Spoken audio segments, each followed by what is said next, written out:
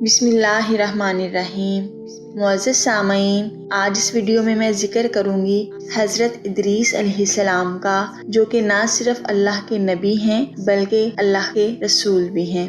حضرت ادریس علیہ السلام اور حضرت نوح علیہ السلام کے درمیان 1000 سال کا فاصلہ ہے۔ حضرت ادریس علیہ السلام حضرت نوح علیہ السلام کے پردادا ہیں۔ آپ کا نام و نسب کچھ اس طرح ہے: حضرت ادریس بن اخوہ بن یرد بن مہلابیل بن انوش بن قیطان بن شیس بن آدم علیہ السلام۔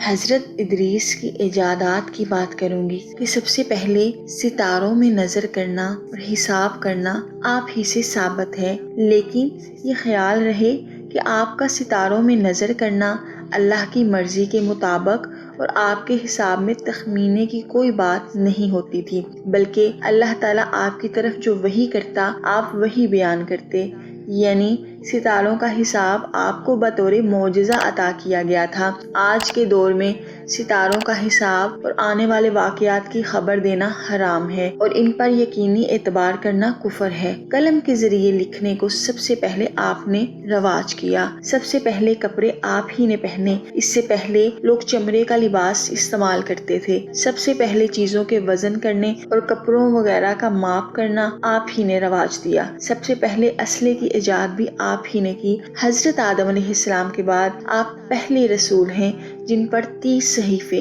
نازل ہوئے۔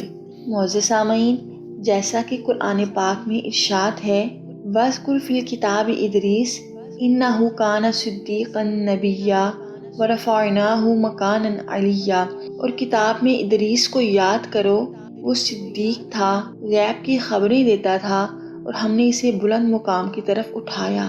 اس آیت مبارکہ میں بلند مقام کی طرف اٹھانے کا مطلب یہ ہے، آپ کو نبوت کے منصب سے مشرف فرما کر اللہ تعالیٰ نے اپنا خاص قرب عطا فرما کر آپ کو رفعت و بلندی عطا فرمائی۔ اس کا دوسرا معنی بلندی کا یہ ہے کہ آپ کو بلند مقام کی طرف اٹھایا گیا۔ یہ معنی لینا زیادہ مناسب ہے کیونکہ اللہ تعالیٰ نے وَرَفَعْنَاهُ مَكَانًا عَلِيًّا ذکر فرمایا۔ جہاں مکان کا ذکر ہو اس سے مراد مکان کی بلندی ہی ہوتی ہے، درجات کی بلندی مراد نہیں ہوتی۔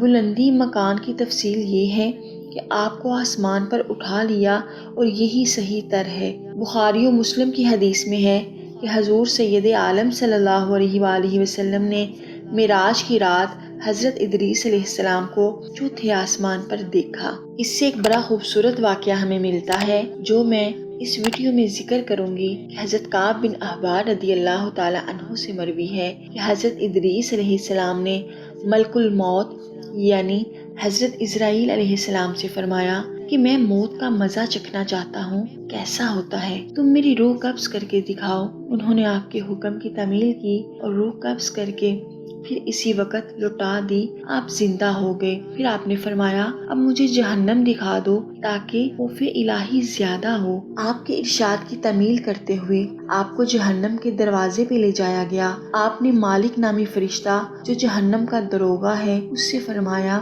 دروازہ کھولو، میں اس سے گزرنا چاہتا ہوں۔ چنانچہ ایسا ہی کیا گیا، آپ اس پر سے گزرے۔ آپ نے ملک الموت سے فرمایا کہ مجھے جنت دکھاؤ، وہ آپ کے حکم کے مطابق آپ کو جنت کے پاس لے گیا۔ آپ نے جنت کے دروازے کھولنے کا ارشاد فرمایا، آپ کے لیے جنت کے دروازے کھول دیے گئے، آپ جنت میں تشریف لے گئے۔ ملک الموت نے کچھ دیر انتظار کرنے کے بعد فرمایا کہ اب آپ چلیں، زمین میں اپنے مقام پر تشریف لے چلیں۔ آپ نے فرمایا میں تو یہاں سے کہیں نہیں جاؤں گا، کیونکہ اللہ تعالیٰ نے فرمایا کل نفس ذائقۃ الموت، ہر نفس نے موت کا مزہ چکھنا ہے، میں موت کا مزہ چکھ چکا ہوں۔ پھر اللہ تعالیٰ نے جنت میں داخل ہونے کی یہ شرط لگائی ہے وَإِن مِّنكُمْ إِلَّا وَارِدُهَا، کہ ہر شخص کو جہنم پر سے گزر کر جنت میں داخل ہونا ہوگا۔ جہنم پر سے بھی میں گزر چکا ہوں، اب میں جنت میں داخل ہو چکا ہوں۔